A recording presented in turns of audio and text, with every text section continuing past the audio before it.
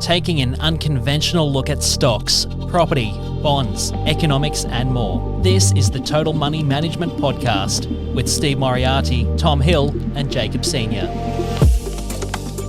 Welcome to the week that was. Just the two of us today, Stephen. Hey. Terrible twos. Pilot and co-pilot. Yes. Tom's in Cairns getting away from the We cold. had to sack Tom, cost cutting. He's expensive, hey. We can go to the Bahamas now. No, welcome everyone. Tom's in Cairns today. He is. He's getting away from the cold down here. Yep. So Good job if you can get it. Anyway, you've got us. You got us. Well, the boring guys, and we're reviewing 15 and 19 of July. Yep. That week was a big one, right? Donald Trump shaved his ear off. Donald Trump nearly got killed, assassinated. And then Biden assassinated himself. Then Biden assassinated himself. Yep. And there was about 8 million conspiracy theories on both. Yeah. Donald Trump was tried to be murdered by the FBI, the CIA. Yeah. It was his own crew. And we only speculated on 7 million of those. Yes. Yeah. Yes. Well, I saw one where he's what are they called? The Secret Service team. It's not Secret Service if you're not the president, right? Or do you still get access? What if you're an ex-president? Yeah. Ex-presidents get all Secret Service, full security. Yeah, right. Absolutely. That was a conspiracy that the Secret Service jumped him and then sliced his ear off. You gotta love America. Jesus, they're on it.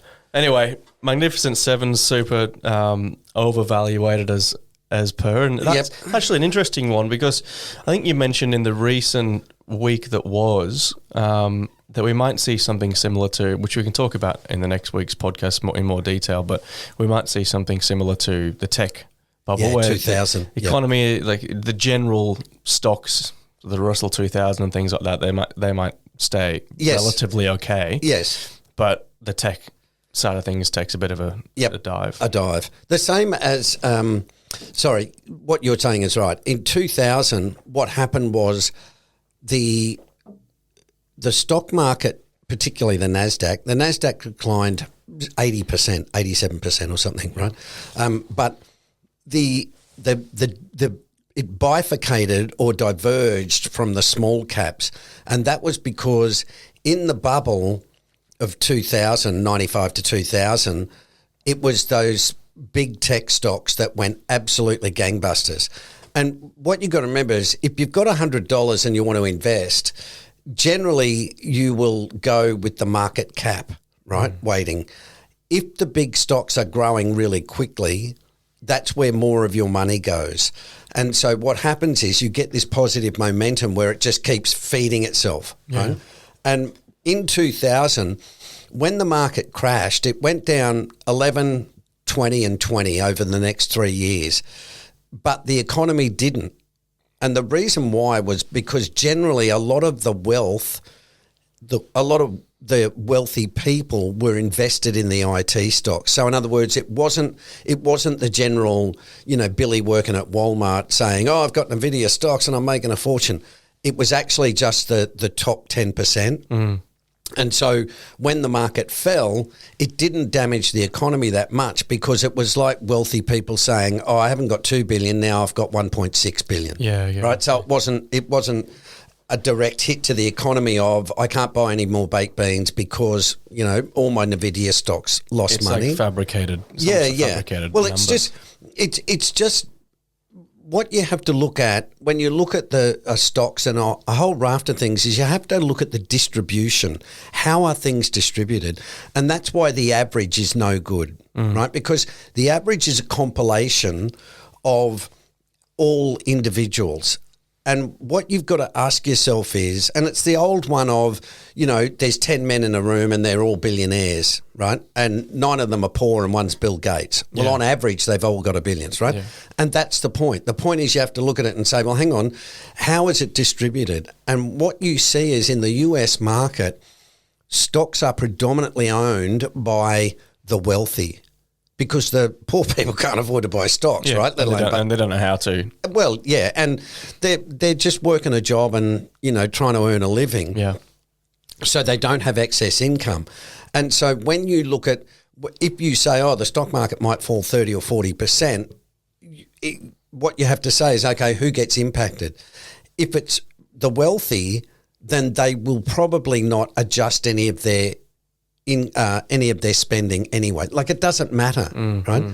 So that's the really important point, because the economy really rests on demand, and the demand comes from people spending money. Yeah. If you are, a wage earner and you earn, $1,500 a week, right? You're going to spend all of that, and you might save a little bit. But what wealthy people do is they actually take a surplus out of the economy, right? They started the year with 5 million, now they got 5.5. Yeah. That 0.5 has to come from somebody else who went down 0.5. Yeah. Or thousands of people. Yes. Yeah. But the main point there is you've got to look at how things are distributed, and that's why in talking about property, it's you can't just use blanket statements, because you've got to say, well, hang on, 30% own their property. Well, they don't care if it goes down, right? They're not going to go, oh my God, we're in trouble. It's the marginal ones, right? The 30% who have got a mortgage. And of that, it might be 30% who are saying, we can't afford another rate hike. Yeah. So that's where you've got to look at the distributions, and it's really, really important, because it helps you get to understand what the potential outcomes are going to be. Yeah, I think it's interesting. And what sparked my interest in the week it's just gone, or the video that was just released, is the difference between the 2001 tech bubble bust and the GFC crash. Yes. The GFC was much more terrible. Yes. Because it just affected many, many more people residentially and things like that. Yep. Whereas the tech bubble was almost a fabrication of, Microsoft's lost 70% of its value, but everyone will still go to work tomorrow. Yeah. Well, the GFC was also a housing issue. You see, and this is a bit of if you look at the last 30 to 40 years of the changes that we had in the global economy post-1980, what you get is an enormous amount of speculation, right? So before 1980, nobody talked about property as a negatively geared asset. There was no bloody 45-year-olds telling you're going to get rich buying property, right? Because it just wasn't the way society operated. But now that you've got a lot of free money, you've got private capital, you got Bitcoin, you got all these things you can invest in. What you're getting is you've got speculative bubbles, and it basically comes from finance, right? Yeah. And so what happened was with the mortgages, what people don't realise is those mortgage-backed securities, right, was an idea from a financial guy in the US, where he said, if we bundle all of them up and we sell them and they generate 3 or 4%, we will get places to buy them. And the people who bought them were largely foreign governments. Now, that's a story for another episode. But my point being, what they were doing was they were financializing these assets, and they were then becoming not people's homes, they were becoming financial products. Right, okay. Right? And it really impacted. So if you look at the 80s, we had the savings and loans scandal in the US, right, in the late 80s. Then we had the emerging markets crisis in the late 90s, right? Then we had the tech bubble blow up in 2000. Then we had the GFC in 2007. So what you're getting is every 10 to 15 years, you're getting this massive reset because of all this money sloshing around the world, right? And at the moment, there's a lot of it sloshing around in the US market and in property markets. And it's all got the same cause, which I'll talk about, as I said, in another episode. But what it's doing is it's magnifying everything. So you get this momentum on the upside, but you get it on the downside. It's a massive crash on the downside. Yeah. And it's swift, right? But this time I think it might be slow. And the reason why I'm saying that is because it's so big. right, that governments are going to have to, again, like the GFC, step in and say, listen, we can't let this thing go to hell in a handbasket. There'll be 20% unemployment. Yeah. You know, that's why I say it's only government that can solve that. Well, you compare them to recessions back in the day, I'm thinking 1920s, and they were long, grinding, because money was slower then. Well, yeah, and the belief back then was that you couldn't interfere with the market, right? You had to let the free market operate. And it was only in about 32, and I can't remember the president, but Hoover, I think it was, who said, this is bullshit, we need to step in here and do stuff. And that was the New Deal, right? And the New Deal was the government's going to spend lots of money, and that's the only thing that saved them. The next time that saved them was basically military spending. Right, that's the way, you know, governments have always got to these days having a legitimate excuse to spend money. So in Brisbane, it's the Olympics. Yeah. Right. Oh well, come on, dude, we've got the Olympics. You've got to allow us to spend some money, right? And that's what they do. And warfare is another national security is another great reason to say, hey, mate, we got to build these things for national security. Yeah. Not many people are going to argue that you shouldn't protect the country. Yeah. Right, yeah. And if you do, well, you're obviously not a real Australian because we got to protect our borders, right? And that's what's going on. Yeah. All right. Well, Tom's not here to keep us on track, and we ended up talking about recessions. Yes. So, what else is in here? We've got Australia's budget surplus could be larger than initial forecasts. Yes. Which is not really a surprise. And Jim Chalmers on Monday said that the Labor government looks to set to record its second straight surplus helped by strong employment and high commodity prices. Yeah. Again, we've been talking about for weeks anyway. Yeah. It's just, look, as I said, it's just seeing how the closer we get to September, November, August, September, October, November, the more we want to track the spending or the not spending of the tax cuts. Yeah. Right? If people don't spend it, which I don't think they're going to, then you're not going to see a bump for economic growth, and you can't really expect a strong economy out of that. I've been, funnily enough, keeping a tally chart at work in my book, asking everyone what they're doing with their tax, and I think 9 out of 10 people so far have said they're paying that down there. Yeah. Well, look, if you've got mortgage stress, the last thing you're going to do is get $100 and blow it, right? The first thing you can do is pay down your debt. Yeah. That's the first thing you're going to do. Which is not good for growth, right? That's right. Well, if you just give it to the Commonwealth Bank as debt repayment, and this is the point I'm saying about debt. Debt steals from future income. At some point, you've got so much debt that your future income is completely allocated and you can't borrow anymore. And that's when property prices and the economy starts to fall, right? Because there's no more demand, right? Because people are not spending money. They're paying down the big debt. When interest rates rise, your debt goes from $1,000 a month to $2,000. There's $1,000 that you're not spending on avocados and coffee and going to the pictures and all that sort of stuff. So that draws it out of the economy. Yeah. Right. That's why debt becomes a problem if it's not productive. Yeah. And look, there's these rate cut questions that are spiraling around saying, oh, we're having rate cuts in 25, it might be 26, oh, it might be 27 now. And you're thinking, well, we're going to be buggered if it gets pushed out anymore. That's the problem we got. Right? And that would definitely be a recession then. Well, the problem Australia's got is the debt level is too high. Yeah. Right? This is what I've been trying to say to people. And, we get comments on Instagram about property prices and, you're full of shit and you don't know what you're talking about. Look, all I can say is this. At some point it rolls over.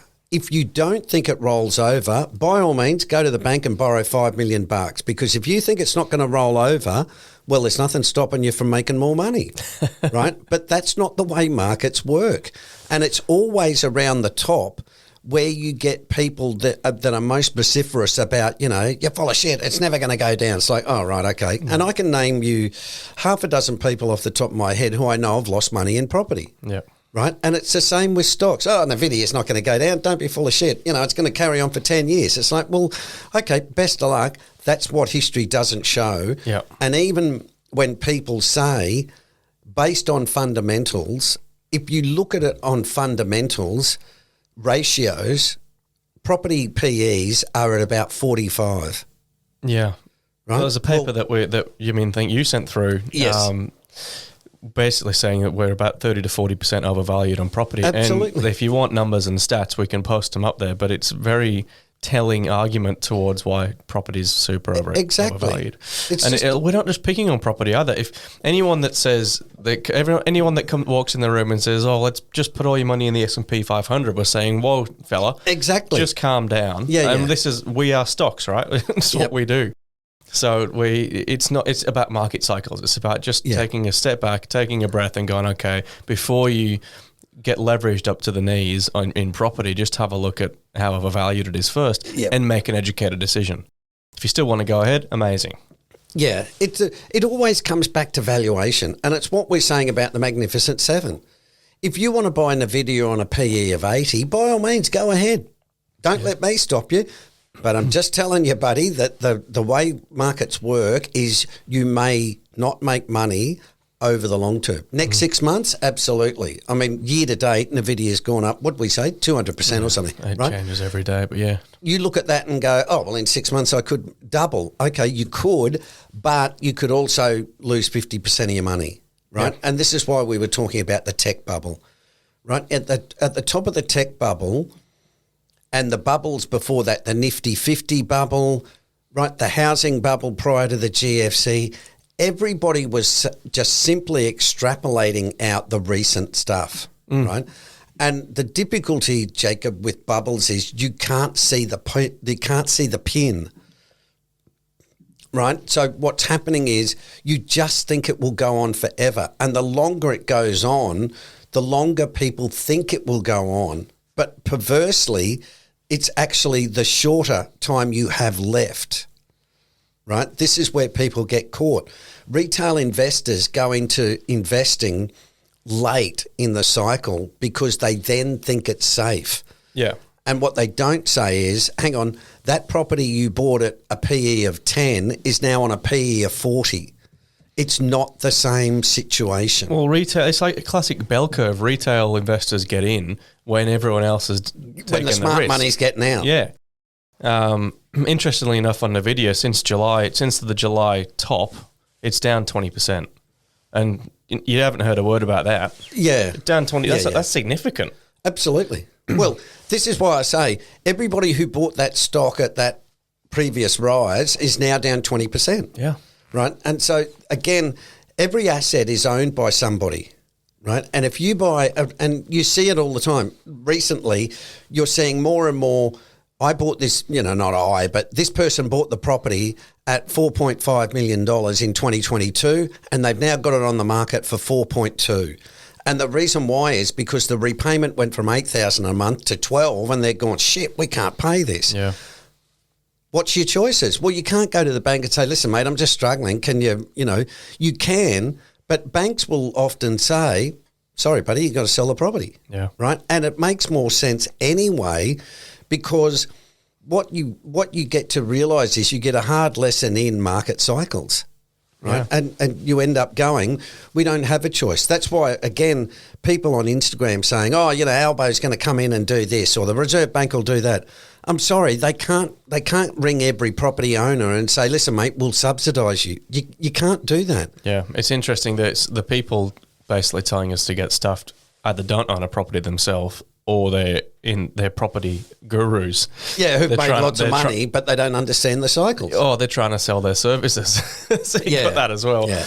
I'm not being harsh on people. What I'm saying is that I can tell you, I'm 61. I've seen markets cycle, right? Mm-hmm. It doesn't go on forever. Can it go on for a long time? Absolutely.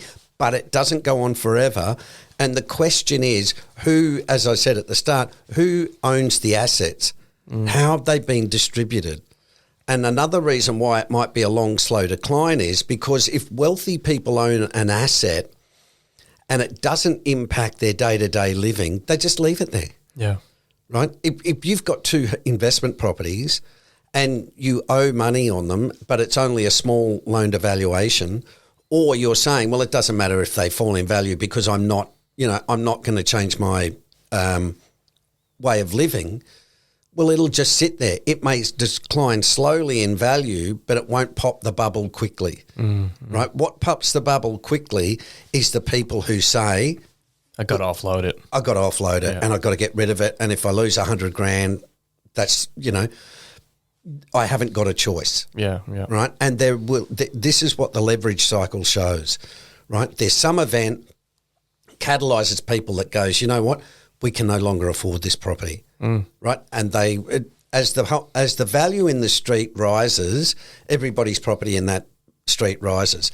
As the value falls, everybody's does, yeah. Everyone's falls down. We've just moved house, but on the old street that we were on, 2 people have just sold now after our house has just sold at a loss because one of the couples broke up and blah, blah, blah, but they've sold it at a loss. Yes. So I think they bought it for 1.5, they're selling them for 1.4. Yeah.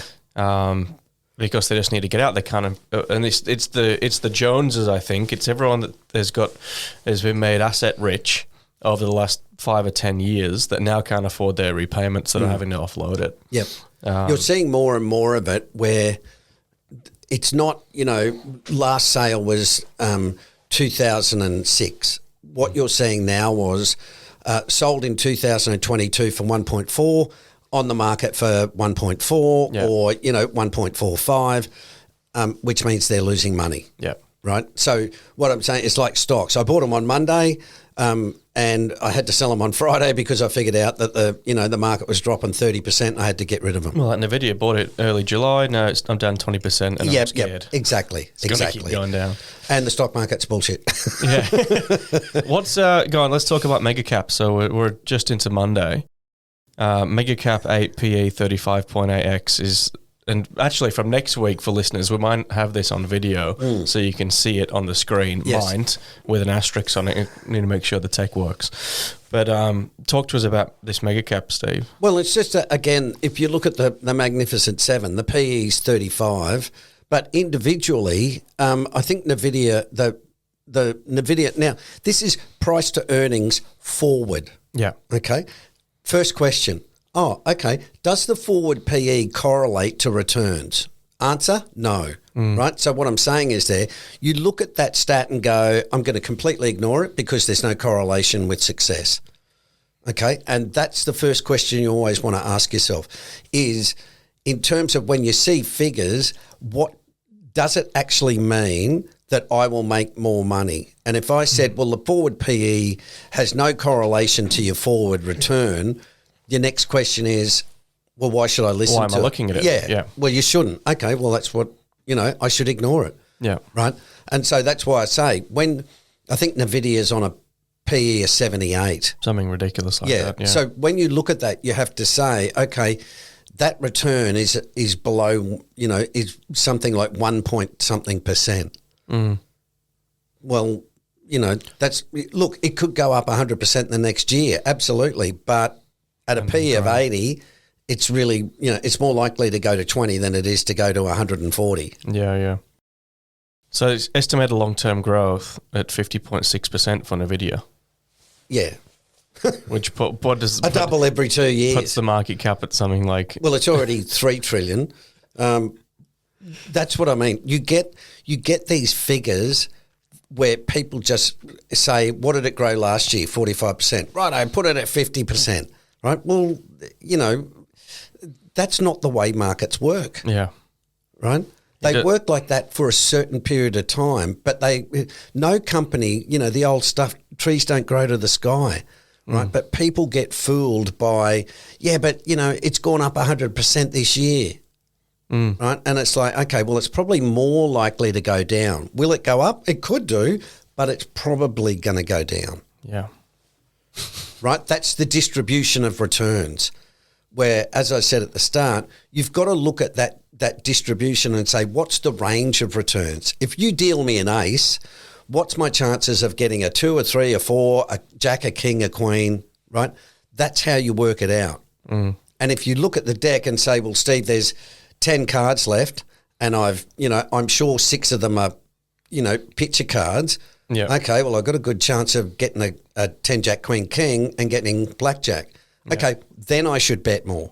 Yeah. But if I said to you, look, Jacob, I deal you an ace, there's 51 cards left in the deck, and I shouldn't say that. There's 25 cards left in the deck, and none of them are picture cards.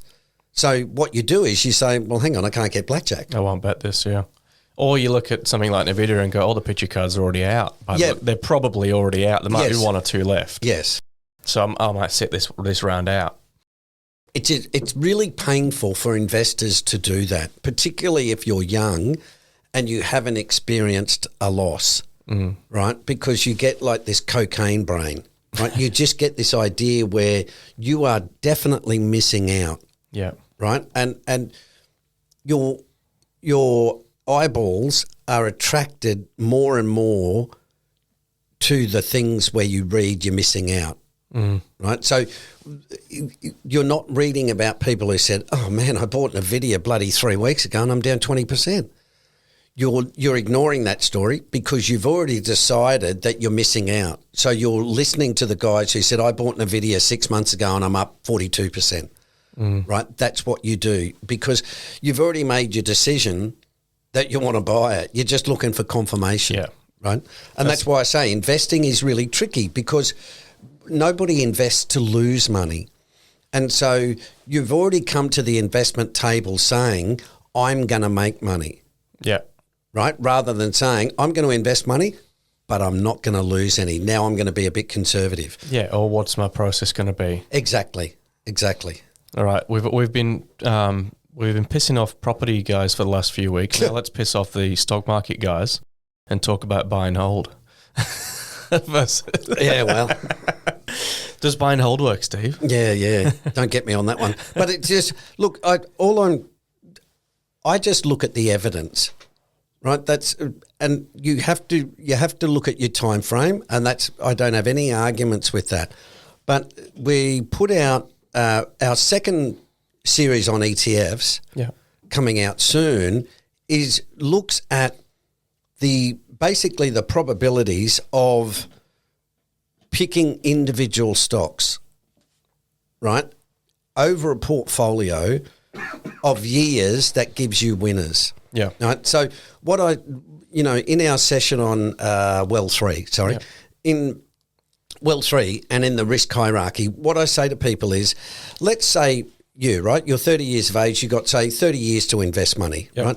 And I'd say, okay, Jacob, you can't buy indexes, you've got to buy stocks, right, individual stocks.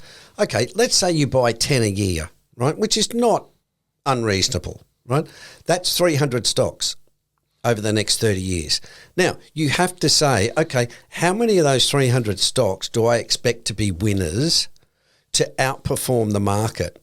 Now, the argument is on a buy and hold, right, like 20 to 30 years, the probability is closer to zero than it is to 5%.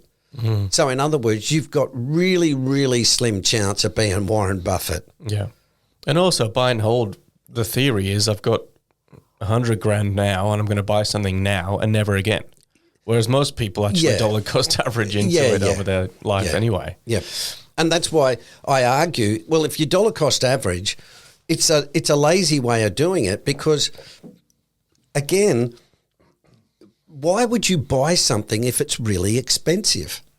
Why wouldn't you just say, well, I'll just put the cash away and I'll wait till it gets cheap? And again, we fall for this idea of, oh yeah, but they never go down, right? And this is what we hear with stocks. Oh, Nvidia will never be cheap.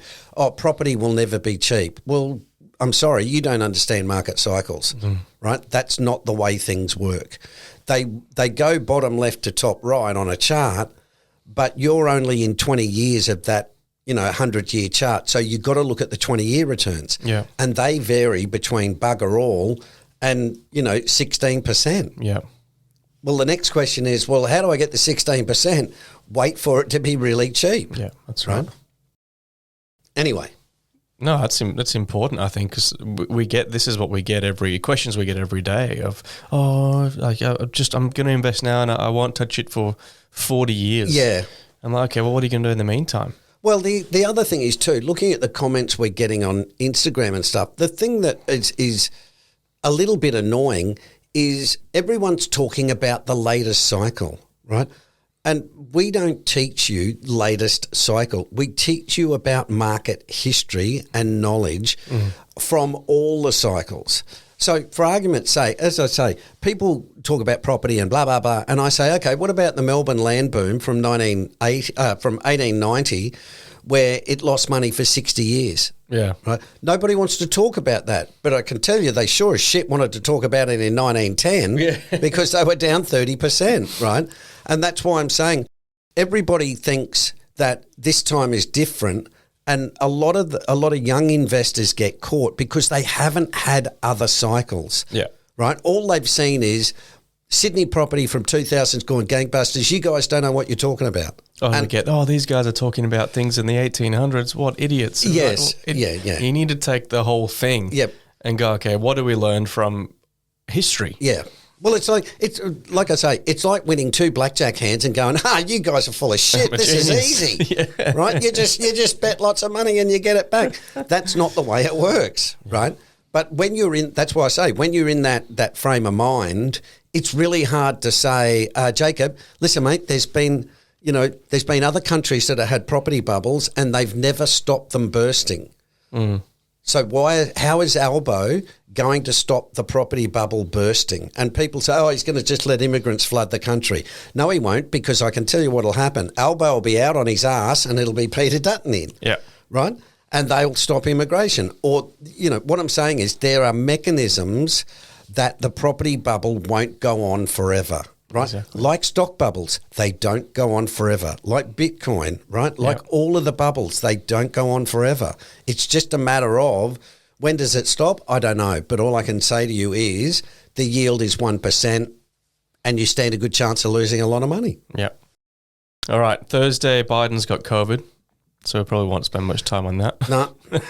Friday, S&P total return. Given the S&P returns in the past 5 years were driven more by valuations than earnings, we shouldn't be surprised if the market reverses at some stage, which is what we've just been talking about for 25 minutes. Yep. But just on that, what it's saying is people are speculating not based on real fundamentals. They're speculating based on, but it's going to be double. Yeah. So in other words, they're not looking at the valuation or the yield and going, man, I'm only, if I was forced to hold Nvidia for 50 years, I'd get 0.8% every year, right? What people are doing is saying, but it's going to be worth, $500 next year, and investing on that basis. Half the world's GDP by the next 5 years. Exactly. Yeah. It's just outrageous. Yep. In the bonus section, this is quite an interesting one. We've highlighted a few times now that geopolitics will now be trumping, pardon the pun, economics. Yes. Just with the amount of hostility toward countries at the minute, I think it's important to, maybe we'll make a bit of a mini series or do some more videos on the geopolitics side of things. Yeah, we talked about it. This is the fundamental part of the new normal. And what, again, the benefit of being older is I was there in the 80s. I was young, mind you, there in the 80s when we transitioned from the regulated economy, from the government owning Qantas, from the government owning the Commonwealth Bank, from the government owning Telstra, from the government owning CSL. All of that stuff now is starting to come back. Right, because the geopolitics has changed, and that's why I'm being a little bit harsh on economists who are saying, it doesn't make any sense that we should do our own things, where we can get them from China. And it's like, guys, it's not about economics anymore. It's about politics and national security. And that's what they're not, what they're doing is failing to understand that it's not just all cost-benefit analysis. Right, there's much broader goals now, and they're growing inequality. All of that sort of stuff is now contributing, and economists can't deal with that because they're stuck in the free market theory. Yeah, but we can get it cheaper from China, and it's like, I know, but China's also threatening, countries, blah blah blah. So it's we're not going to support that regime. Yeah. Right, that's what's going on. They're dying on the hill now that basically countries have agreements with China and all these Russia and things like that. So there's a 10-year agreement to supply X, Y, and Z. That can change with a signature. Absolutely, absolutely, and they do. Yeah. They do. You know, listen to the talk at the moment. No one's talking free trade agreements, right? Yet we've got one with China.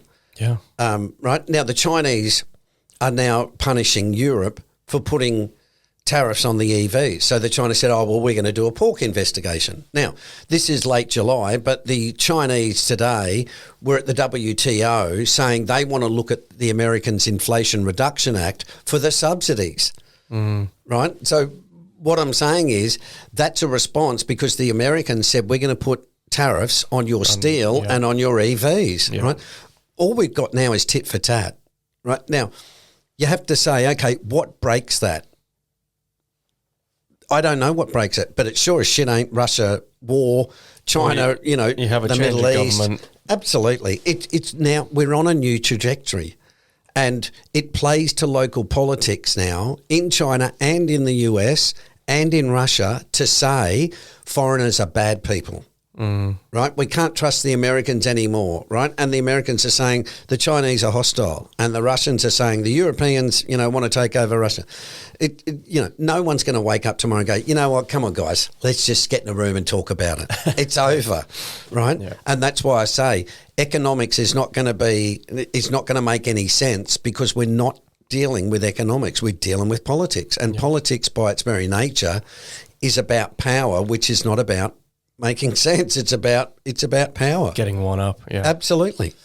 Yeah, all right. Well, the short story, Canada's finance minister said he'll hold talks next week with business and labour groups about electing trade barriers against Chinese-made vehicles, which is what we've just talked about, and suggested that the government may even go beyond autos as well. Yeah. You're just going to see this creep up, mate. Yeah. I can tell you right now, this is just going to expand more and more until we get to the point where it's safe enough for everybody to say, well, we can cut them off in some way. Yeah, that's can do why, it ourselves now. Yeah, and that's why that's why I believe commodities will have a good 10 to 15 years because we're going to now scramble to lock in energy sources and raw materials. Yeah. Right? And so even though you might say, dude, there's heaps of iron ore all over the world, yeah, but I'm not allowed to get it out of Russia anymore, right? Or no, China's not allowed to buy it from Australia anymore. It's got to be America and other Asian nations.